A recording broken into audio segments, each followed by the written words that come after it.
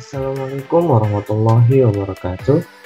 Berjumpa kembali bersama saya Andika Prasetya di Chem Studio. Video ini merupakan video part ke-6 dari materi senyawa hidrokarbon, di mana pada video kali ini kita akan mempelajari mengenai sifat-sifat dari kelompok senyawa hidrokarbon serta reaksi-reaksi yang terjadi pada setiap kelompok senyawa hidrokarbon. So, stay tuned and let's study.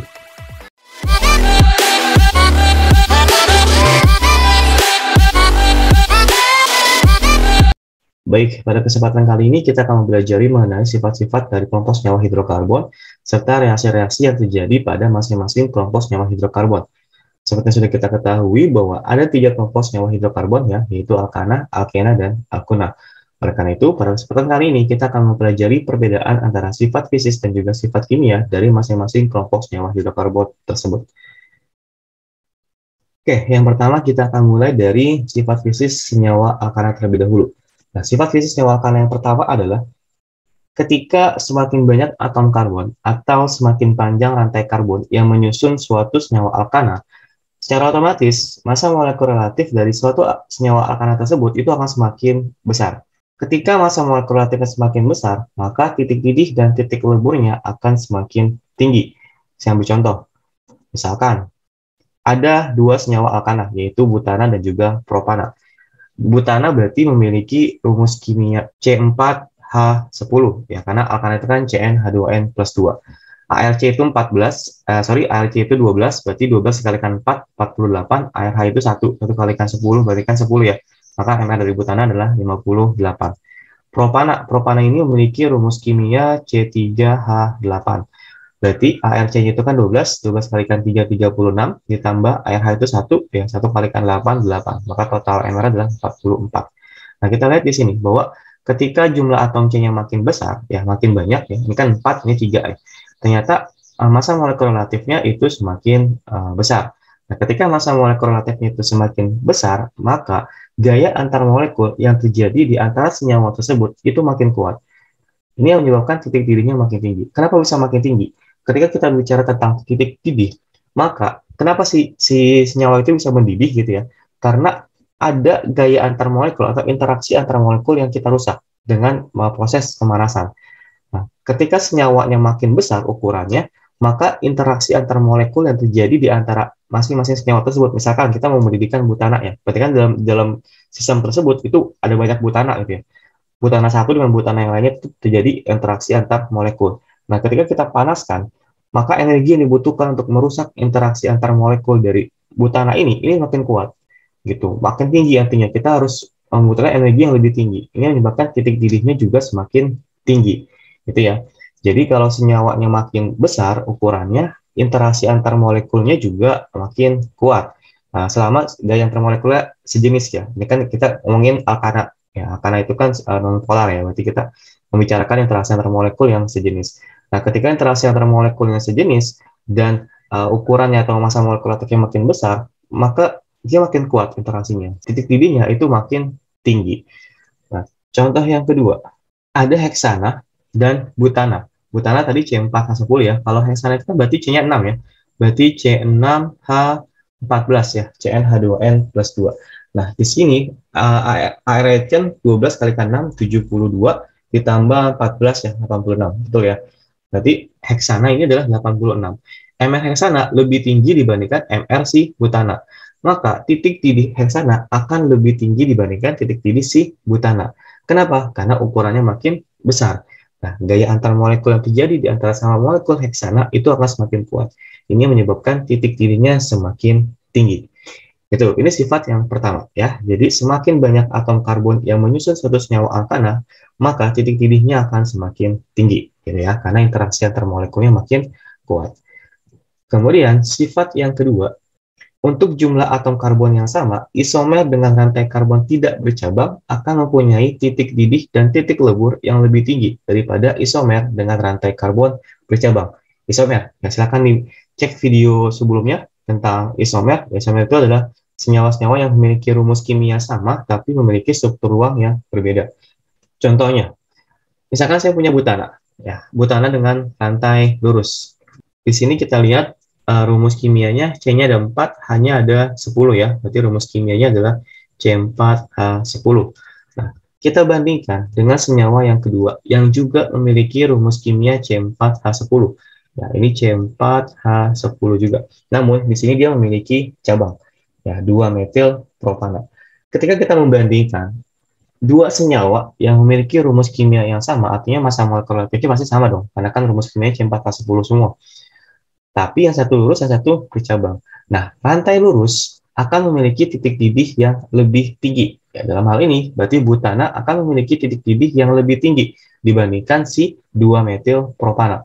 Kenapa bisa demikian? Karena keberadaan cabang pada rantai 2-metil propana ini menurunkan kekuatan gaya antar molekul, ya, di antara 2-metil propana. Saya analogikan seperti ini. Misalkan saya memiliki dua magnet, ya, dua magnet. Nah, anggaplah ini adalah rantai lurus, ya, yang tidak bercabang. Ketika tidak ada halangan, ya, tidak ada halangan di antara kedua permukaan magnet ini, maka interaksi antar molekul yang terjadi, ya, interaksi antara magnet ini kan kuat gitu ya. Mereka akan langsung tertarik. Itu makanya energi yang dibutuhkan untuk merusak interaksi antara molekulnya ini itu juga makin kuat. Sehingga titik didihnya makin tinggi.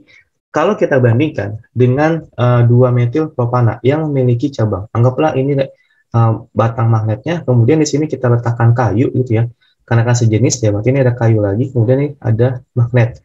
Nah, keberadaan kayu ini atau keberadaan cabang pada 2-metil propana ini akan mengganggu interaksi senyawanya, yaitu sehingga gaya antar molekulnya menjadi lebih rendah atau menjadi lebih lemah. Nah, makanya energi yang dibutuhkan untuk merusak interaksi antar molekulnya itu lebih kecil. Nah, sehingga titik didihnya menjadi lebih rendah. Seperti itu analoginya ya. Jadi ketika rantai lurus itu nggak ada penghalang tuh. Kalau kita pakai magnet, lebih magnet sama magnet langsung ketemu. Berarti kan gaya tarikannya kuat banget gitu ya. Tapi kalau dia rantai bercabang, ada magnet, tapi dihalangi gitu. Dihalangi oleh sesuatu hal, misalkan ini adalah kayu ini yang menghalangi kayu. Maka kan interaksi antara magnet ini kan menjadi berkurang kekuatannya, gaya tariknya. Dia nggak akan langsung ketarik seperti magnet yang tanpa halangan gitu. Ini sifat dari senyawa alkana. Oke, kita masuk ke sifat fisik senyawa alkana yang ketiga. Semakin banyak cabang pada rantai karbon suatu senyawa alkana, maka titik didih dan titik leburnya akan semakin rendah. Sebagai contoh, misalkan ini untuk jumlah atom C yang sama ya. Misalkan di sini 2-metil butana, berarti kan C-nya 5, otomatis karena rumusnya CnH2n plus 2, maka hanya berarti ada 12. Ya, berarti rumus kimianya adalah C5H12. Kemudian kita bandingkan dengan 2,2 dimetil propana. Ini jumlah atom C-nya 5 juga, dan jumlah atom H-nya 12 juga. Artinya kedua senyawa ini sama-sama memiliki rumus kimia C5H12. Artinya massa molekul relatifnya sama juga. Nah, perbedaannya adalah pada 2-metil butana, itu cabangnya hanya ada satu, ya, hanya ada 2 metilnya saja. Kemudian kalau di 2,2 dimetil propana ada 2 cabang, ya kan, 2,2 dimetil. Ya. Kalian bisa lihat di struktur gambarnya. Ini cabang pertamanya, ini cabang kedua. Sedangkan ini kan hanya satu cabang aja, gitu. Nah, semakin banyak cabang yang menyusun suatu senyawa alkana, maka titik didihnya akan semakin rendah. Jadi dalam hal ini, di antara 2-metil butana dan 2,2 dimetil propana, yang titik didihnya lebih tinggi adalah 2-metil butana. Kenapa? Analogi seperti tadi, yang rantai lurus dan rantai bercabang. Kalau rantai lurus dan rantai bercabangnya kan yang bercabang itu lebih rendah ya, titik didihnya. Apalagi kalau cabangnya makin banyak. Artinya kalau kita analogikan dengan magnet lagi, misalkan ini adalah 2-metil butana, ini metilnya. Berarti sesama 2-metil butana. Berarti kan gini ya, anggaplah seperti ini. Ini ada satu cabang. Nah, cabang ini mengganggu interaksi antar molekul yang terjadi gitu. Permukaan magnetnya lah, kalau kita pakai magnet lagi, permukaan magnetnya kan jadi agak menjauh ya.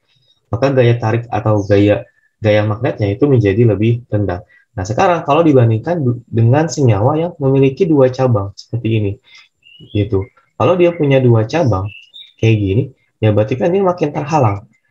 Interaksi antar molekulnya atau antar permukaan magnetnya ini kan makin susah gitu, makin lemah karena yang mengganggu atau yang menghalangi ini makin banyak gitu. Jadi interaksi atau kekuatan gaya antar molekulnya menjadi lebih kecil. Inilah yang menyebabkan titik didihnya makin rendah.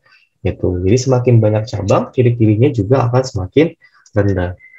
Kemudian sifat fisik yang keempat, nah, pada suhu kamar, senyawa-senyawa alkana dengan jumlah atom C1 sampai jumlah atom C-nya 4, ini wujudnya gas. Gitu ya. Berarti metana, etana, propana, dan juga butana itu wujudnya gas pada suhu kamar. Sedangkan alkana dengan jumlah atom C-nya 5 sampai 17 itu wujudnya cair. Gitu ya. Jadi mulai dari pentana, heksana, dan seterusnya itu wujudnya cair. Dan kalau jumlah atom C-nya lebih dari 17, maka berwujud sebagai padatan. Ini sifat fisis yang keempat. Kemudian sifat fisis yang terakhir dari senyawa alkana adalah senyawa alkana ini merupakan senyawa kovalen nonpolar. Ya, sehingga dia tidak larut dalam pelarut polar ya, atau air biasanya air itu ya. Nah, karena sifat polar itu kan like and dislike ya. Jadi dia polar akan larut dalam pelarut polar, non polar akan larut pada pelarut non polar. Nah, si alkana pun sama. Karena dia sifatnya non polar, maka dia akan larut pada senyawa atau pelarut non polar. Dan alkana karena dia non polar, maka dia tidak bisa mengantarkan arus listrik. Oke, sekarang kita akan membahas mengenai sifat kimianya nih dari si senyawa alkana. Sifat kimia yang pertama, berarti kita akan lebih sering bicara tentang reaksinya ya, reaksi yang terjadi pada senyawa-senyawa alkana. Reaksi yang pertama itu adalah si alkana dapat mengalami reaksi pembakaran. Kalau pembakaran itu berarti si alkana, si CnH2n plus 2 itu bebas mau butana kayak mau pentana, mau oktana dan sebagainya. Yang penting rumus kimianya adalah CnH2n plus 2 dibakar itu artinya direaksikan dengan gas oksigen, maka akan dihasilkan H2O dan juga CO2 kalau pembakarannya berlangsung secara sempurna. Tapi kalau pembakarannya tidak sempurna, maka yang dihasilkan hanyalah H2O dan CO. Sebagai contoh, misalkan yang pertama, saya punya pentana nih dengan rumus kimia C5H12. Dibakar, artinya direaksikan dengan O2. Nah, ketika pembakarannya sempurna, maka zat yang dihasilkan adalah CO2 dan H2O. Nanti kita tinggal setarakan saja. Ya, jangan dilupakan materi tentang penyetaraan reaksi kimia yang kelas 10. Nah, misalkan lagi saya punya senyawa alkana yang lain. Nah, di sini C8H18 berarti oktana ya. Oktana dibakar, berarti direaksikan dengan oksigen kembali. Kalau pembakarannya sempurna, maka dia akan menghasilkan CO2 dan H2O. Itu sama polanya ya. Yang penting alkana dibakar ya, dengan oksigen. Nah, kalau pembakarannya tidak sempurna seperti apa? Kalau pembakarannya tidak sempurna, misalkan seperti ini, saya memiliki senyawa heksana. Heksana ini dibakar, berarti kan tetap direaksikan dengan O2. Nah, ternyata pembakarannya tidak sempurna. Kalau pembakarannya tidak sempurna, maka yang dihasilkan hanyalah CO, karbon monoksida, bukan lagi karbon dioksida. Tapi tetap dia menghasilkan air di sini, uap air. Ya, jadi perbedaannya hanya di karbon dioksida dan karbon monoksida. Kalau sempurna, dia akan menghasilkan karbon dioksida. Tapi kalau tidak sempurna, dia akan menghasilkan karbon monoksida. Dari mana kita tahu reaksinya berlangsung sempurna atau tidak sempurna? Itu biasanya tersurat di dalam soalnya, gitu ya. Reaksi pembakaran sempurna dari pentana misalkan gitu. Maka kita buat reaksi pembakaran sempurnanya. Atau reaksi pembakaran tidak sempurna dari dekana, maka kita buat reaksi pembakaran yang tidak sempurna. Gitu ya. Jadi tersurat di dalam soalnya. Oke, kita lanjut ke reaksi yang kedua. Pada reaksi yang kedua ini, senyawa alkana itu dapat mengalami reaksi substitusi dengan halogen, atau nama lainnya adalah halogenasi. Pada reaksi halogenasi ini terjadi penggantian ya, satu atom H pada struktur senyawa alkana dengan atom atau unsur halogen. Unsur halogen yang dimaksud di sini ada 4 ya, ada F, Cl, Br, dan I. Nah, sebagai contoh, misalkan saya memiliki senyawa butana. Butana itu kan berarti C-nya 4 ya. Oke, misalkan gini, kita lengkapi dengan atom H-nya. Ini kan baru punya 1 garis, berarti kurangnya 3 garis ya. Maka kita tambahkan 3 atom H seperti ini. Ini kurangnya 2 garis, kita tambahkan 2 atom H. Ini juga kurangnya 2 garis, ya. Kita tambahkan 2 atom H, yang ini kurangnya 3 garis ya. Berarti kita tambahkan 3 atom H. Misalkan direaksikan dengan Cl ya. Kita tahu bahwa halogen ini merupakan molekul diatomik, artinya dia akan berdiri sebagai molekul diatomik, ya, artinya Cl2. Atau kalau kita gambarkan seperti ini, gitu ya, Cl2, artinya ada 2 atom Cl. Nah, pada reaksi substitusi dengan halogen, salah satu atom hidrogen pada senyawa alkana itu akan digantikan dengan unsur halogennya. Nah, atom H yang mana yang bisa digantikan? Sebenarnya yang mana saja bisa ya, cuman karena halangan ruangannya lebih sedikit ya, maka biasanya yang digantikan adalah yang di ujung gitu. Karena kalau misalkan kita mau ganti H yang di sini, ini kan terhalang sama H yang di ujung sini. Apalagi H yang di sini terhalang sama 2 atom C yang di sebelah sini dan sama yang di sebelah sini. Jadi halangan ruangnya lebih memungkinkan kita untuk mensubstitusi atom H yang ada di ujung. Bebas mau ujung sebelah kiri atau mau ujung yang sebelah kanan. Misalkan saya mengganti yang ujung sebelah kanan. Nah, ini salah satu atom H-nya dilepaskan nih. Nah, nanti satu atom H yang dilepaskan, maka salah satu atom Cl-nya akan menggantikan posisi H-nya. Sehingga reaksi yang terjadi, ya, berarti ini ada C, kemudian ada 3 atom H. Ya, kita tinggal gambarkan ulang saja. Ini juga 2 atom H, ini 2 atom H, dan yang di ujung tadi berarti hanya tinggal 2 ya. Nah, karena satu atom H yang ini telah dilepaskan dan digantikan oleh atom Cl. Maka di sini berdirilah si atom Cl sebagai pengganti atom H-nya. Nah, atom H yang dilepaskan ini kemanain? Dia akan bergabung dengan si Cl yang ini. Ya, ini kan belum berpasangan ya. Jadi dia awalnya berpasangan dengan Cl ini, tapi sekarang Cl-nya pindah ke atom C sini, maka atom H-nya akan menggantikan posisi Cl-nya. Sehingga terbentuklah HCl. Seperti itu. Ya, jadi hanya salah satu atom H digantikan dengan unsur halogennya. Nah, contoh lagi. Misalkan saya punya propanat deh. Oke, ini H-nya berarti 3 ya. Kita tambahkan 3 atom H, ini berarti 2 atom H, karena sesuai kekurangan tangannya ya, atau kekurangan garis ikatannya. Nah, misalkan sekarang direaksikan dengan Br. Ya. Br2 juga ya, karena kan diatomik. Misalkan sekarang kita mau ganti ujung sebelah kiri, yang ini misalkan. Ini kita lepaskan, maka salah satu unsur halogennya, di sini berarti Br ya, ini akan masuk menggantikan posisi si H-nya. Sehingga reaksi yang terjadi, yang ujung sebelah kiri, kan hanya tinggal 2 ya. Satu H-nya digantikan dengan Br, maka ini masuklah si Br. Yang lainnya sama, ya tinggal kita gambarkan ulang. Karena yang diganti hanya satu atom H yang di ujung sebelah kiri. Nah, atom H yang dilepaskan ini akan bergabung dengan Br ini, gitu ya. Jadi dia akan bergabung dengan Br, sehingga terbentuklah senyawa HBr. Oke, jadi seperti inilah konsep reaksi substitusi antara senyawa alkana dengan halogen, atau bisa disebut sebagai reaksi halogenasi. Jadi kita hanya mengganti salah satu atom H pada struktur senyawa alkananya dengan atom halogen. Dan biasanya atom H yang digantikan itu adalah atom H yang ada di sebelah ujung, ya, bebas mau ujung kiri ataupun ujung kanan, karena berkaitan dengan halangan ruang. Nah, jadi lebih memungkinkan kalau kita mengganti atom H yang ada atau terikat pada atom C yang di ujung kiri atau ujung kanan. Oke, kita lanjut lagi pada sifat kimia senyawa alkana yang ketiga. Pada sifat kimia senyawa alkana yang ketiga, alkana ini dapat mengalami reaksi eliminasi. Apa itu reaksi eliminasi? Reaksi eliminasi ini adalah reaksi pembentukan ikatan rangkap 2. Ya, dengan cara melepaskan 2 atom hidrogen dari 2 atom karbon yang berdekatan. Sebagai contoh, misalkan saya punya butana lagi. C-nya 4 ya. Berarti di sini ada 3 atom H. Ini ada 2 atom H. Kemudian ini juga ada 2 atom H. Ini ada 3 atom H. Seperti ini ya. Nah, reaksi eliminasi atau pembentukan ikatan rangkap 2 ini dilakukan dengan cara melepaskan 2 atom hidrogen dari 2 atom karbon yang berdekatan. Ini ya kuncinya. 2 atom karbon yang berdekatan. Bebas mau yang mana aja. Misalkan saya mau yang ini. 2 atom C yang ini. Maka atom C yang pertama akan melepaskan 1 atom hidrogennya, dan atom C yang kedua dia akan melepaskan 1 atom hidrogennya juga.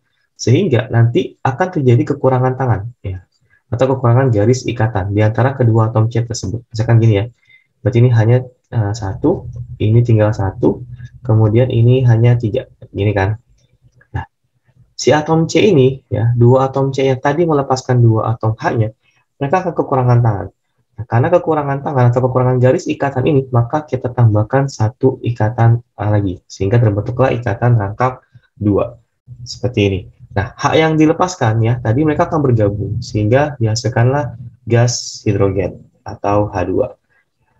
Misalkan contoh lagi, saya punya pentana nih misalkan. Pentana itu C-nya 5. Berarti di sini kita tambahkan 3 atom H seperti ini. Ini 2 atom H berarti ya. Ini juga 2 atom H, yang ini 2 atom H. Ini berarti 3 atom H ini ya. Nah, kalau kita mau membuat reaksi eliminasi, berarti kita pilih 2 atom C yang berdekatan. Jangan atom H di sini dilepasin sama atom H di sini dilepasin. Ini nggak boleh. Ya, karena syaratnya harus di antara 2 atom C yang berdekatan. Atau nggak boleh juga atom C yang ini ngelepasin 2 atom H begini. Ini nggak boleh juga. Nah, jadi harus dari 2 atom C yang berbeda tapi berdekatan. Nah, misalkan di sini saya mau di antara 2 atom C ini. maka satu atom H yang di chain dilepaskan, satu atom H-nya lagi dilepaskan. Sehingga strukturnya itu kan sekarang menjadi hanya tinggal 2 ya, yang di sebelah sini, karena udah dilepasin 1, yang ini tinggal 1 ya, yang lainnya sama, nggak berubah. Berarti ini ada 2, ini ada 2, dan satu lagi, berarti tetap ada 3 atom hidrogen. Nah, di antara 2 atom C ini, mereka sekarang kekurangan garis ikatan atau kekurangan tangan. Nah, sehingga kita tambahkan ikatan rangkap di antara mereka. Terbentuklah ikatan rangkap 2. Ini yang dimaksud dengan reaksi eliminasi. Ya, jadi proses pembentukan ikatan rangkap 2 pada senyawa alkana. Otomatis ini terjadi perubahan ya, dari alkana berubah menjadi alkena. Gitu. Ya, jadi tinggal memutuskan 2 atom hidrogen dari 2 atom karbon yang berdekatan. Jadi kita tinggal tambahkan ikatan rangkap di antara 2 senyawa karbon, di antara 2 atom karbon yang melepaskan atom hidrogen. Oke, reaksi yang keempat ini adalah reaksi cracking. Reaksi cracking ini adalah kita memecah molekul alkana yang kompleks, artinya alkana yang tersusun dari banyak atom C menjadi molekul-molekul yang lebih sederhana.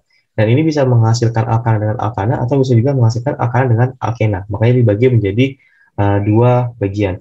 Nah, contoh yang pertama dulu, kita akan membahas tentang cracking dengan katalis. Ya. Katalis ini bukan hidrogen ya, katalis yang tidak memiliki hidrogen. Nah, katalis fungsinya adalah untuk mempercepat proses reaksinya. Ketika kita menggunakan katalis yang tidak memiliki atom hidrogen, maka akan dihasilkan molekul alkana dan molekul alkena. Sebagai contoh, misalkan saya memiliki alkana C24H. Kalau alkana itu kan berarti CnH2n plus 2, berarti H50 ya. 24 kalikan 2, 48 tambah 2.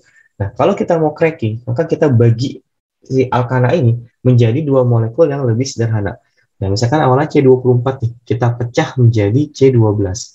Alkana itu kan CnH2n plus 2, maka dia akan menghasilkan 24 tambah 2, 26. Nah, sisanya, namanya cracking kan jumlah atom C itu harus sama dengan awalnya ya. Awalnya 24, ini udah kepakai 12, maka kurangnya 12 lagi. Nah, hanya kurang berapa? Hanya kurang 24. Maka di sini akan menjadi C12H24. Berarti ini senyawa alkananya, ya, karena memiliki rumus CnH2n plus 2. Ini adalah senyawa alkena, karena memiliki rumus CnH2n. Atau misalkan saya memiliki C35, H-nya berarti 72 ya, karena CnH2n plus 2. Kita cracking, kita bagi 2. Misalkan menghasilkan C13 ya, kalau di alkana itu kan CnH2n plus 2, maka hanya adalah 13 kali 2, 26 tambah 2, berarti 28. Nah, sisanya berapa nih? Tinggal kita kurangin aja. Awalnya kan C-nya 35, dikurangin 13, berapa? Berarti sisanya 22 ya. Oke, sisanya 22. Kemudian hanya tinggal berapa? Awalnya 72, dikurangi 28. Berapa tuh? 72 dikurangi 28 berarti 44. Nah, berarti ini adalah senyawa alkananya karena memiliki rumus CnH2n plus 2. Ini adalah senyawa alkenanya. Itu ya. Jadi tinggal dibagi 2 aja antara alkana dengan alkenanya. Ya, karena jumlah atom C dan atom H-nya itu harus sama dengan sebelumnya. Ini kalau cracking dengan menggunakan katalis tanpa hidrogen. Nah, yang kedua ini adalah hydrocracking. Hydrocracking itu berarti menggunakan katalis hidrogen. Maka kalau dia menggunakan katalis hidrogen, dia akan menghasilkan molekul-molekul alkana yang lebih sederhana. Jadi 2 molekul alkana yang dihasilkan. Gitu. Karena dia menggunakan si hidrogen. Misalkan, saya punya C24H50 sama ya, tapi di sini dengan menggunakan cracking hydrocracking ya. Ada hidrogen yang ditambahkan. Ada 2 atom hidrogen. Nah, berarti kita pecah bagi 2 misalkan. Berarti menghasilkan C12H26. Ya, sama ya, C12H26. Kurangnya berapa lagi? C-nya berarti kurang 12 lagi. Nah, hanya kurang berapa? Sini kan kalau kita lihat dari sininya, kan 50 ya. 50 dikurangi 26 berarti kan 24. Tapi jangan lupa, ini ada H2. Ya, ada 2 atom hidrogen lagi. Maka kita tambahkan jumlahnya. Maka dia akan menghasilkan si 26 juga. Gitu, karena berasal dari si hydrocracking-nya. Atau misalkan lagi C35H72. Kita hydrocracking, berarti dengan H2. Maka dia akan menghasilkan pertama alkananya dulu. Misalkan C17H berapa? CnH2n plus 2, berarti H36 ya. Nah, sisanya berapa? 18 ya. Berarti C18, karena 35 kurangi 17. Si hidrogennya 70 dikurangi 36. Berarti 36 juga ya. Nah, tapi karena dia ada 2 atom hidrogen di sini ya, berasal dari hydrochloric, maka hidrogennya kita tambahkan lagi. Berarti tambah 2 ya, berarti ada 38. Maka di sini adalah menghasilkan C18H38. Itu perbedaannya. Jadi kalau dia crackingnya dengan katalis tanpa hidrogen, maka dia akan menghasilkan molekul alkana dengan alkena. Tapi kalau dia menggunakan hydrocracking atau cracking dengan katalis hidrogen, maka dia akan menghasilkan 2 molekul alkana yang lebih sederhana. Oke, ini untuk alkana. Kita akan lanjut mengenai sifat fisik dan juga sifat kimia dari senyawa alkena. Oke, sekarang kita akan bahas mengenai sifat fisik dari senyawa alkena. Sifat fisik yang pertama adalah sama seperti alkana ya, ketika jumlah atom karbon yang menyusun suatu alkena ini makin banyak ya, atau rantai karbonnya makin panjang, berarti kan massa molekul relatifnya makin besar. Nah, sehingga titik didihnya akan semakin tinggi, baik titik didih ataupun titik lebur. Kaitannya sama dengan gaya antar molekul lagi, sama persis dengan alkana. Nah, jadi ketika misalkan saya punya satu butena dengan Mr56 dibandingkan dengan satu propena yang memiliki Mr42, ini titik didihnya akan lebih besar si butena. Atau misalkan antara heksena dengan Mr84 dibandingkan dengan si butena yang Mr56, maka yang lebih tinggi titik didihnya adalah si heksena, karena gaya antar molekul yang terjadi di antara sesama molekul heksena itu lebih kuat, sehingga dibutuhkan energi yang lebih besar untuk memecah gaya antar molekulnya. Penjelasannya sama persis dengan alkana, yaitu keterkaitan gaya antar molekul dan ukuran dari si molekulnya. Kemudian untuk sifat fisik yang kedua, untuk jumlah atom karbon yang sama, isomer dengan rantai karbon tidak bercabang atau rantai lurus ya, berarti mempunyai titik didih dan titik lebur yang lebih tinggi daripada isomer dengan rantai karbon bercabang. Sama seperti alkana ya, antara rantai lurus dengan rantai bercabang pasti akan lebih tinggi titik didih yang rantai lurus. Nah, sebagai contoh, ada satu butena, berarti memiliki rumus kimia C4H8. Ini juga 2 metil propena, C-nya 4 ya. 1, 2, 3, 4, berarti memiliki rumus kimia C4H8 juga. Nah, ketika rumus kimianya sama, berarti kan massa molekul relatifnya sama. Rantai lurus akan memiliki titik didih yang lebih tinggi dibandingkan rantai bercabang. Berarti untuk kasus ini, si satu butena itu akan memiliki titik didih yang lebih tinggi ya dibandingkan titik didih dari 2 metil 1 propena. Karena keberadaan cabang akan mengganggu interaksi antar molekul yang menyebabkan gaya antar molekulnya menjadi lebih rendah atau menjadi lebih kecil ya, sehingga titik didihnya juga menjadi menurun. Kalau kita mau analogikan, silakan gunakan analogi bata magnet seperti yang sudah saya jelaskan di alkana. Jadi intinya keberadaan cabang akan mengganggu interaksi permukaan dari senyawanya, sehingga gaya antar molekulnya menjadi lebih rendah. Lalu sifat fisik yang ketiga, semakin banyak cabang pada rantai karbon, maka titik didih dan titik lelehnya itu akan semakin rendah juga. Sama kembali seperti alkana ya, tidak berbeda antara alkana dan alkena dari segi sifatnya. Jadi misalkan saya punya 4 metil 2 pentena, sama-sama memiliki 6 atom karbon, berarti rumus kimianya C6H12, dan 2,3 dimetil 2 butena, memiliki 6 atom karbon juga, berarti C6H12. Cuma perbedaannya, pada senyawa pertama, yaitu 4 metil 2 pentena, hanya terdapat satu cabang. Sedangkan di sini, ya 2,3 dimetil, berarti ada 2 cabang. Nah, semakin banyak cabang, maka titik didihnya akan semakin rendah. Berarti dalam kasus ini, 4 metil 2 pentena, dia akan memiliki titik didih yang lebih tinggi dibandingkan yang 2,3 dimetil 2 butena. Penjelasannya sama seperti alkana ya. Keberadaan cabang, semakin banyak cabang itu di dalam suatu rantai senyawa alkena, maka dia akan mengganggu interaksi antar molekul senyawa tersebut ya, yang menyebabkan gaya antar molekulnya menjadi lebih rendah, sehingga titik didihnya menjadi lebih kecil. Adapun sifat fisik yang keempat, untuk jumlah atom karbon yang sama, alkena mempunyai titik didih dan titik lebur lebih tinggi daripada alkana. Nah, ini yang baru. Ya, kalau tadi sifat 1, 2, 3 itu sama dengan alkana. Nah, sekarang kita bandingkan antara alkena dengan alkana. Kalau jumlah atom karbonnya sama, maka alkena akan mempunyai titik didih dan titik lebur yang lebih tinggi dibandingkan alkana. Contoh, misalkan saya memiliki butena dengan butana. Kan kayaknya sama-sama 4 nih ya. Tapi keberadaan ikatan rangkap pada senyawa alkena itu menyebabkan kekuatan gaya antar molekul alkena itu menjadi lebih kuat dibandingkan alkana. Sehingga titik didih alkena akan lebih tinggi dibandingkan alkana selama jumlah atom karbonnya sama. Berarti kalau ada heksena dengan heksana, yang lebih tinggi siapa? Yang lebih tinggi adalah si heksena, karena keberadaan ikatan rangkapnya. Gitu ya. Jadi perlu digarisbawahi antara alkana dengan alkena, jadi pilihnya untuk jumlah atom karbon yang sama, maka lebih tinggi si alkena. Kemudian pada suhu kamar, etena, propena, dan butena itu akan berwujud gas, sedangkan alkena lain berwujudnya cair. Alkena pun tidak larut dalam air, karena dia bersifat non-polar. Oke, kita lanjut untuk membahas sifat kimia dari senyawa alkena.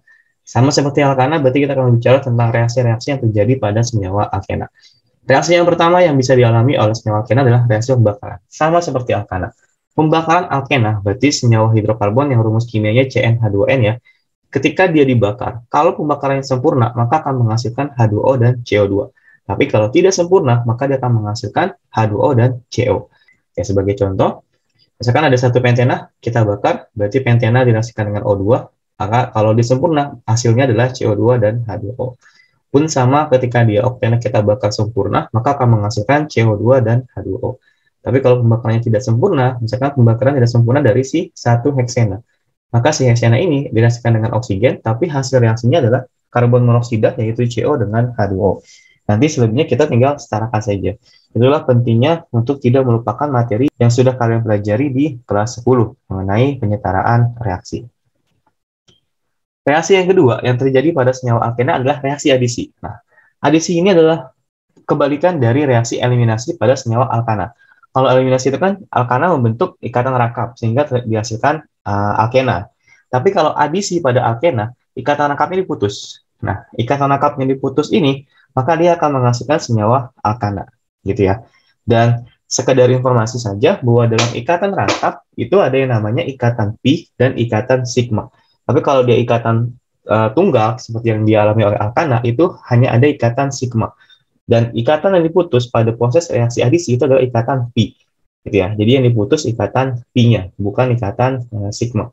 Makanya kenapa kalau di alkana dia tidak bisa mengalami reaksi adisi karena di alkana itu nggak punya ikatan pi, ya, sehingga nggak ada ikatan yang bisa diputuskan. Nah, sebagai contoh, misalkan di sini saya memiliki propena ya. Propena kita adisi dengan hidrogen. Nah, adisi alkena ini ada 3 jenis sebenarnya. Ada adisi dengan hidrogen, adisi dengan halogen, dan adisi dengan asam halida. Kita akan bahas itu satu persatu. Saat ini kita akan bahas dulu yang adisi dengan hidrogen. Oke, misalkan di sini kita punya propena ya, satu propena direaksikan dengan hidrogen. Maka ikatan rangkap di sini dia akan diputus. Ketika ikatan rangkapnya putus, berarti kan gini ya, dia akan menjadi ikatan tunggal. Nah, seperti ini. Di antara dua atom C ini, mereka akan kekurangan tangan. Karena awalnya ada rangkap, sekarang menjadi ikatan tunggal doang. Berarti kan kekurangan satu tangan. Nah, kekurangan satu tangan ini akan di-cover oleh hidrogen. Ada dua atom hidrogen. Maka salah satunya akan masuk ke atom C ini, dan satunya lagi akan masuk ke atom C yang ini. Sehingga sekarang ini akan bertambah satu atom H, ini akan bertambah satu atom H. Maka hasil reaksinya dia akan menghasilkan, kan hanya bertambah ya. Berarti dia akan menjadi CH3, ini hanya bertambah, berarti akan menghasilkan CH2 dan CH3. Yang terakhir kan dia tidak berubah. Kalau saya contohkan satu lagi, misalkan ada pentena. Kita punya pentena. Misalkan rangkapnya di sini ya. Berarti ini H3 ya, karena kekurangan 3 garis. Ini baru punya 2 garis, berarti kita tambahkan 2 atom H. Ini hanya kurang 1 garis, kita tambahkan CH. Ini juga kurangnya 1 garis ya. Ini kurangnya 3 garis, CH3. Nah, diadisi dengan hidrogen. Berarti selalu direaksikan dengan gas hidrogen. Prosesnya sama, pecah dulu atau putus dulu ikatan rangkap yang terjadi. Nah, sehingga di antara dua atom C itu akan terbentuk ikatan tunggal. Berarti ini menjadi seperti ini ya, HC, ini juga CH, dan ini CH3. Nah, di antara dua atom C ini, mereka akan kekurangan tangan kan? Dia baru punya 3 tangan. Ini juga baru punya 3 tangan. Maka kekurangan tangan itu akan di-cover oleh si gas hidrogennya ini. Dia akan masuk ke salah satu di sini dan salah satunya lagi di sini. Ya, sehingga di sini akan mendapatkan tambahan atom hidrogen seperti ini. Nah, sehingga hasil akhirnya berarti H3C, ini H2C, ini kan hanya sudah bertambah ya satu, berarti menjadi CH2 atau H2C juga sama saja. Ini hanya nambah juga, berarti menjadi CH2 dan ini tidak berubah, CH3. Oke, seperti ini untuk adisi alkena dengan gas hidrogen. Cukup mudah ya. Putus ikatan rangkapnya, lalu kekurangan tangannya akan digantikan oleh atom hidrogen. Oke, sekarang kita akan bahas mengenai reaksi antara alkena dengan si halogen, ya, adisi alkena dengan halogen. Dan biasanya reaksi adisi antara alkena dengan halogen ini digunakan untuk membedakan mana alkana dan mana alkena, atau untuk mengidentifikasi mana senyawa yang memiliki ikatan rangkap. Dia akan menggunakan larutan Br2 atau air brom. Nanti ketika si senyawa itu memiliki ikatan rangkap, maka warna coklat dari Br2 itu akan hilang karena terjadi reaksi adisi. Ya, jadi biasanya untuk membedakan alkana dan alkena itu menggunakan larutan air brom. Kalau warna coklat air bromnya menghilang, maka dia adalah memiliki ikatan rangkap. Tapi kalau warnanya tidak berubah, maka dia tidak memiliki ikatan rangkap. Oke, saya ambil contoh untuk reaksi adisi alkena dengan halogen. Misalkan di sini saya memiliki pentena ya, pentena dengan Br2. Prosesnya sama seperti adisi dengan halogen. Adisi dengan hidrogen. Rangkapnya kita putus di sini. Berarti kita gambarkan ulang CH3, CH2. Nah, ini kan diputus ya rangkapnya ya. Berarti tinggal ikatan tunggal saja. CH, CH, dan CH3. Nah, di antara dua atom C ini, dia akan kekurangan tangan. Kalian lihat aja, dia baru punya 1, 2, dan 1 atom hidrogen. Ini juga sama, 1, 2, dan 1 atom hidrogen. Berarti kan sama-sama kekurangan 1 garis ikatan. Nah, kekurangan garis ikatan itu akan di-cover oleh si Br2-nya. Jadi Br2 akan masuk 1 ke C yang ini, dan dia akan masuk 1 ke C yang ini. Gitu. Masuknya ke C yang kekurangan tangan ya, yang awalnya ada ikatan rangkap. Dia nggak mungkin masuknya ke sini, gitu. Nggak mungkin, karena dia udah pas tangannya, udah 4. Nggak mungkin dia menerima lagi. Atau misalkan dia masuknya ke C yang ini. Nah, ini nggak mungkin juga, karena dia sudah kecukupan tangannya. Ya, mereka nggak serakah. Mereka mensyukuri apa yang mereka miliki. Oke, sehingga nanti BR-nya akan masuk ke sini ya, menggantikan posisi ikatan rangkap. Satu BR masuk sini, satu lagi BR masuk di sebelah sini. Nah, inilah proses adisi dengan halogen. Contoh lagi, misalkan butena ya. Misalkan gini ya. Kita punya rangkap di sini, berarti ini H3, ini berarti H2, ini kurang satu doang ya, berarti ini H, dan ini adalah CH3. Misalkan sekarang dengan F2 deh. Oke. Sama prosesnya, putusin dulu ikatan rangkapnya. Berarti sekarang dia memiliki strukturnya H3C, H2C, kemudian ini CH. Ini kan putus ya ikatan rangkapnya, berarti menjadi ikatan tunggal. Ini awalnya CH2 berarti. Nah, berarti sini kan dia adalah CH2. Nah, di antara dua atom C ini kan kekurangan tangan nih. Maka si F ini akan masuk di antara sini 1 dan di sini 1. Ya, sehingga membentuk cabang ini F, di sini F.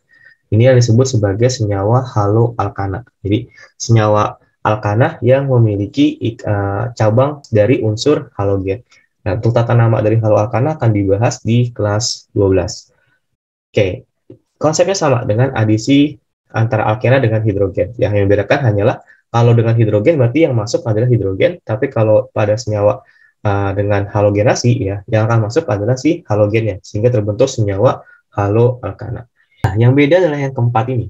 Nah, yang keempat ini masih tentang adisi juga, tapi reaksi adisinya dengan asam halida. Asam halida itu berarti halogen yang berikatan dengan hidrogen, ya, kayak seperti HX ya. Dia molekulnya adalah HX. Jadi bisa HF, HCl, HBr, ataupun HI. Ya, kalau tadi kan cuma hidrogen saja atau halogen saja. Nah, kalau sekarang dia adalah asam halida. Jadi ada hidrogen dan ada si halogennya. Nah, ini konsepnya agak sedikit berbeda. Ya, ketika kita berbicara adisi alkena dengan asam halida, maka kita akan berpatokan dengan yang namanya aturan Markov-Nikov. Ini akan kalian gunakan pada reaksi adisi alkena dengan asam halida. Ada dua hal yang perlu kalian pahami ketika kita menerapkan aturan Markov-Nikov ini. Aturan yang pertama adalah jika atom karbon yang berikatan rangkap mengikat jumlah atom hidrogen yang berbeda, maka atom H akan terikat pada atom karbon yang mengikat hidrogen lebih banyak. Makanya ada suatu istilah, Markov-Nikov ini membuat yang kaya akan semakin kaya.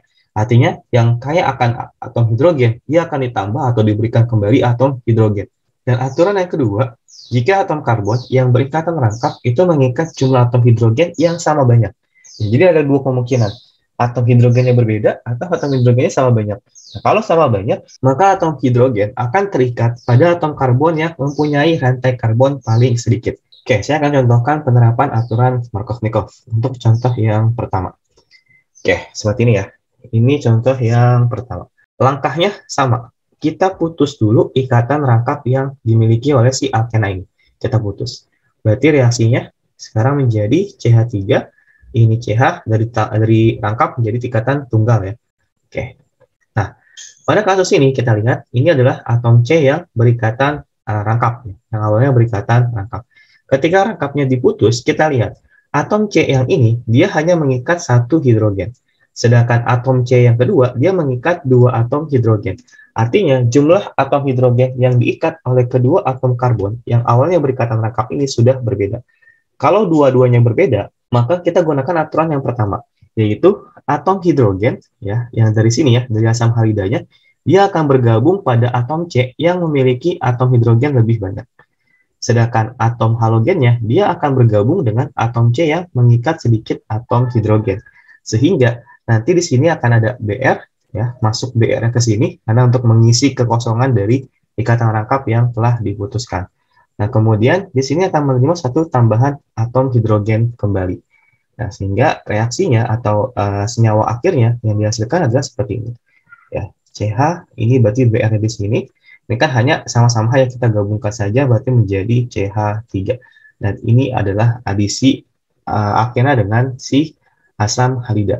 Kalau jumlah atom hidrogen yang diikat oleh kedua atom karbon yang berikatan rangkap itu berbeda. Sekarang bagaimana kalau misalkan aturan yang kedua tadi, yaitu ketika atom karbon yang berikatan rangkap ternyata mengikat atom hidrogen yang sama banyak. Oke, kita lihat di contoh yang kedua. Oke, seperti ini. Langkahnya sama.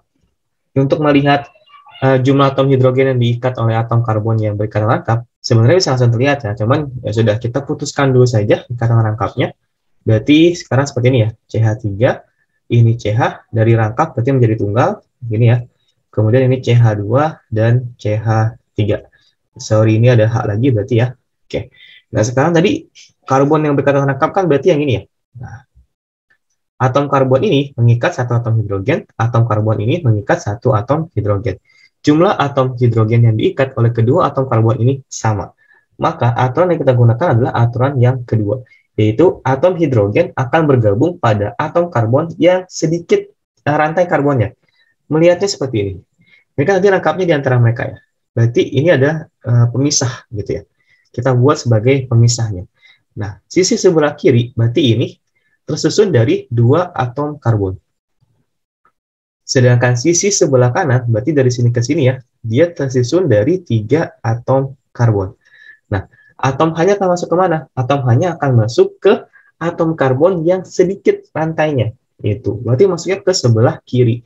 Jadi atom hidrogennya akan masuk ke atom C yang sebelah sini, karena dia lebih sedikit rantai karbonnya. Sedangkan atom Cl-nya, dia akan masuk ke atom karbon yang lebih banyak rantainya. Itu. Jadi, di sini akan masuk atom hidrogen, ini akan masuk atom Cl-nya atau atom halogen. Sehingga hasil akhirnya adalah, ini berarti CH3, ini kan sama-sama H yang kita gabungkan saja, berarti CH2, ini CH, ada cabang, di sini ya, cabang Cl dan CH2, CH3. Seperti ini. Ya, perbedaannya.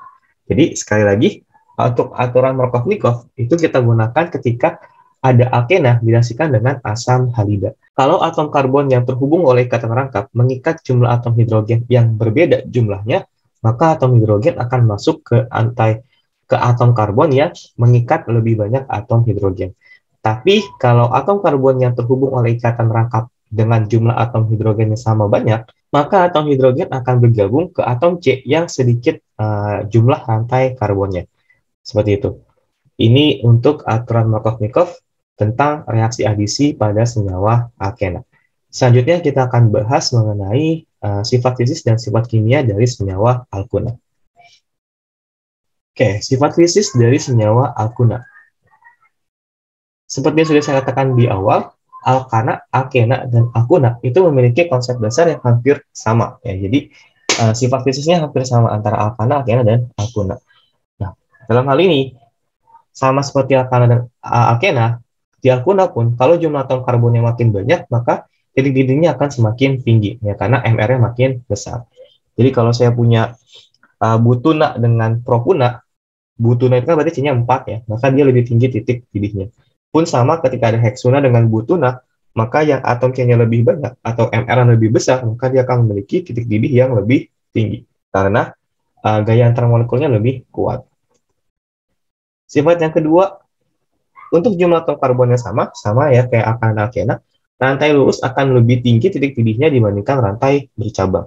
Ya, jadi misalkan saya punya satu pentuna dengan 3 metil 1 butuna, sama-sama memiliki rumus kimia C5H8. Nah, yang mana yang lebih tinggi titik didihnya? Yang lebih tinggi adalah si pentuna. Kenapa? Karena dia adalah rantai lurus. Ya, gaya antar molekulnya lebih kuat dibandingkan si 3 metil 1 butuna. Ya, penjelasannya sama seperti alkana dan alkena. Ya, sifat yang berikutnya, semakin banyak rantai karbonnya, semakin banyak cabang pada rantai karbonnya, maka titik didih dari senyawa alkuna juga akan semakin rendah. Nah, sama kayak alkana dan alkena ya. Jadi ketika semakin banyak cabangnya, maka dia akan memiliki titik didih yang lebih rendah. Nah, seperti ini. 3,3 dimetil 1 butuna dengan 4 metil 2 pentuna. Sama-sama memiliki 6 atom karbon ya, berarti C6H10 ya, rumus kimianya. Yang lebih tinggi yang mana titik didihnya? Yang lebih tinggi adalah, ya betul, yang lebih tinggi adalah yang 4 metil 2 pentuna. Kenapa? Karena pada 4 metil 2 pentuna, cabangnya hanya satu, ya, sehingga gaya antar molekulnya lebih kuat dia dibandingkan yang 3,3 dimetil 1 butuna. Kemudian sifat yang keempat, untuk jumlah atom karbon yang sama, nah ini ya, untuk jumlah atom karbon yang sama, alkuna akan memiliki titik didih dan titik lebur yang lebih tinggi dibandingkan alkana dan alkena. Kenapa? Karena pada senyawa alkuna, dia memiliki 2 ikatan pi. Gitu ya. Karena dia kan punya ikatan rangkap 3 nih ya. Nah, 2-nya itu adalah ikatan pi dan satunya adalah ikatan sigma. Ketika ikatan pi-nya makin banyak, gaya antar molekul pada senyawa alkuna itu lebih kuat dibandingkan pada alkena dan alkana.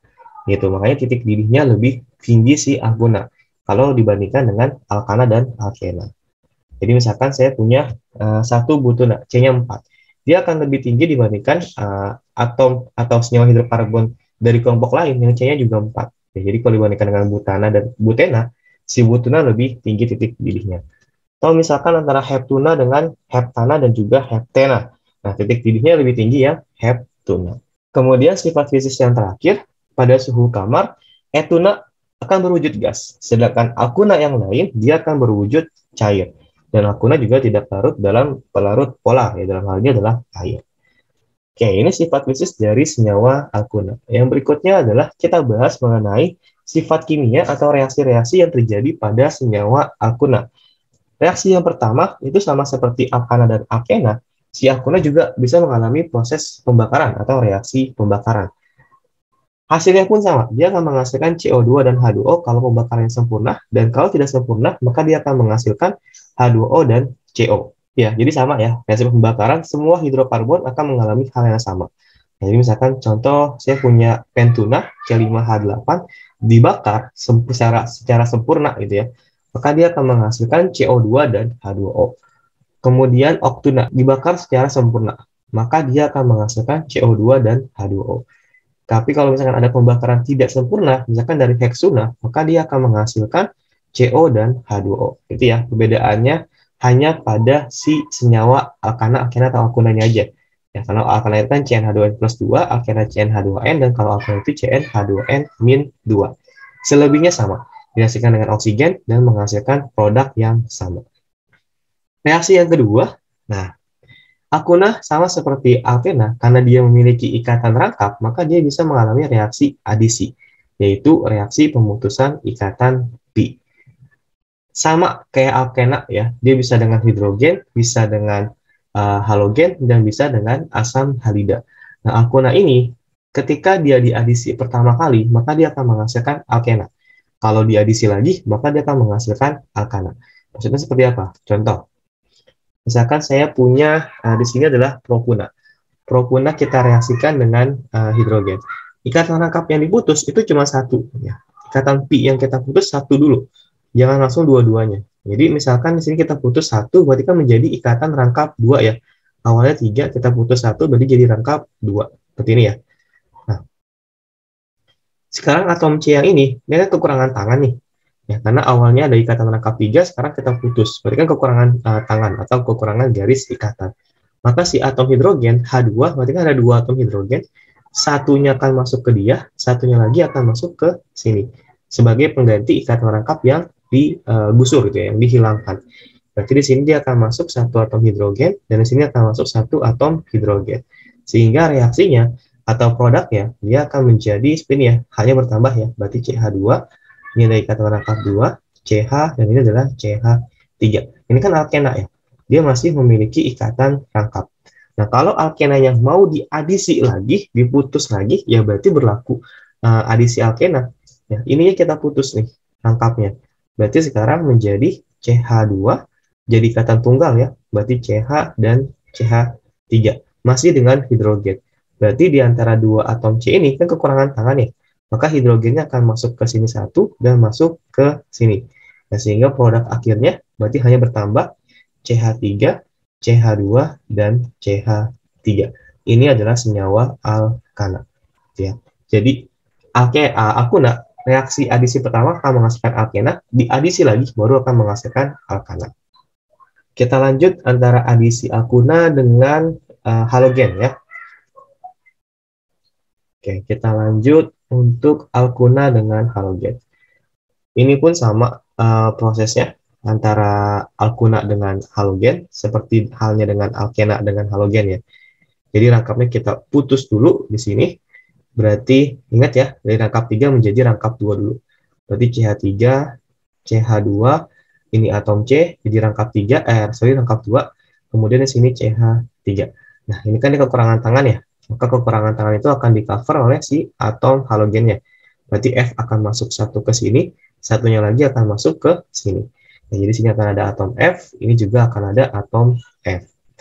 Kalau dia mau diadisi lagi, berarti rangkapnya kita putus lagi. Set. Itu. Maka sekarang CH3, CH2, C, ini berarti dari rangkap 2 menjadi ikatan tunggal. Seperti ini ya. Nah, berarti atom C ini kan masih kekurangan tangan ya. Nah, atom F-nya akan masuk kembali. Berarti sini akan ada satu atom F, ini akan ada atom F lagi. Seperti itu. Berarti ini akan menghasilkan alkena pada tahap pertama. Dan kalau diadisi lagi, maka dia akan menghasilkan si alkana. Sama ya, seperti halnya si alkena dengan halogen. Oke. Nah, yang keempat masih berkaitan dengan adisi alkuna ya. Tapi kali ini dengan menggunakan asam halida. Sama seperti alkena, maka kita berlaku aturan Markov-Nikov, yaitu kalau atom karbon yang berikatan rangkap mengikat jumlah atom hidrogen yang berbeda, maka atom H akan masuk ke atom karbon yang mengikat hidrogen lebih banyak. Tapi kalau misalkan atom karbon yang berikatan rangkap itu mengikat jumlah hidrogen yang sama banyak, maka atom H akan terikat pada atom C yang mempunyai rantai karbon paling sedikit. Reaksi adisi alkuna dengan asam halida akan menghasilkan alkena, dan kalau diadisi lagi, maka dia akan menghasilkan senyawa alkana. Oke, kita akan bahas contoh dari adisi alkuna dengan asam halida, tentunya dengan menerapkan aturan Markov-Nikov. Oke, di sini saya punya pentuna ya, berarti ya. Kita punya pentuna direaksikan dengan asam halida, yaitu asam iodida. Nah, bagaimana hasilnya? Tetap, ini kita putus dulu rangkapnya. Dari rangkap 3 berarti menjadi rangkap 2. Berarti kan sini CH3, ini atom C, berarti kan menjadi rangkap 2, gini ya. Kemudian ini adalah CH2 dan CH3. Nah, kalau kita lihat, di antara 2 atom C yang berikatan rangkap 3 awalnya ya, berarti kan di sini ya, ternyata sama-sama tidak memiliki atom hidrogen. Ya, artinya jumlah atom hidrogennya seimbang nih, nggak ada yang mengikat atom hidrogen. Nah, berarti berlaku aturan yang kedua, yaitu atom hidrogen akan masuk ke atom karbon yang rantainya paling sedikit. Untuk menentukan karbon yang rantainya paling sedikit, berarti di antara ikatan rangkap ini kan kita bagi 2 ya.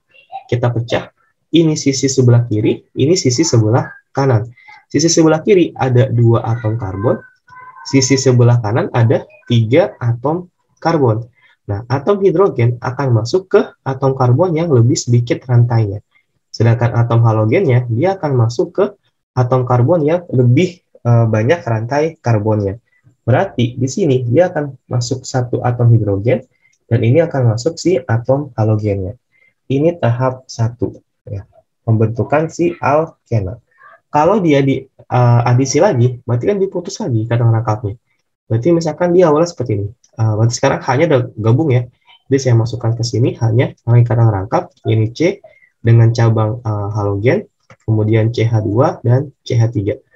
Misalkan diadisi lagi dengan asam halida yang sama, yaitu Hi.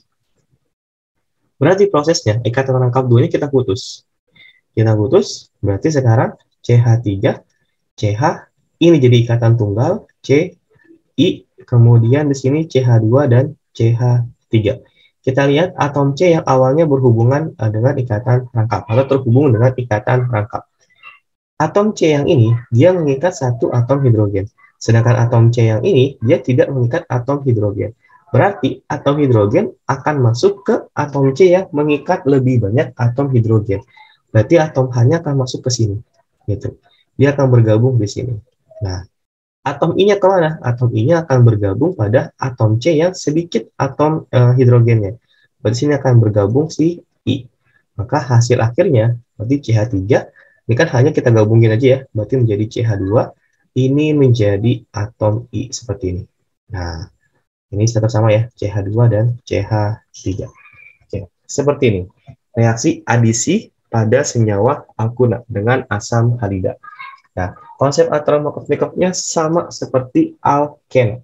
Yang membedakan hanya dia bisa 2 kali diadisi. Ya, tahap 1 menghasilkan alkena dan tahap kedua akan menghasilkan alkana. Kalau alkena kan sekali doang, dia hanya rangkap 2. Oke, seperti itu rangkaian materi pada materi senyawa hidrokarbon. Silakan dipelajari videonya mulai dari part 1 sampai part ke-6. Saya akhiri sampai di sini untuk video part ke-6-nya. Jika ada yang masih kurang dipahami, silakan ulang videonya atau bisa tinggalkan pertanyaan di kolom komentar. Saya tutup. Wabillahi taufiq wal hidayah. Wassalamualaikum warahmatullahi wabarakatuh.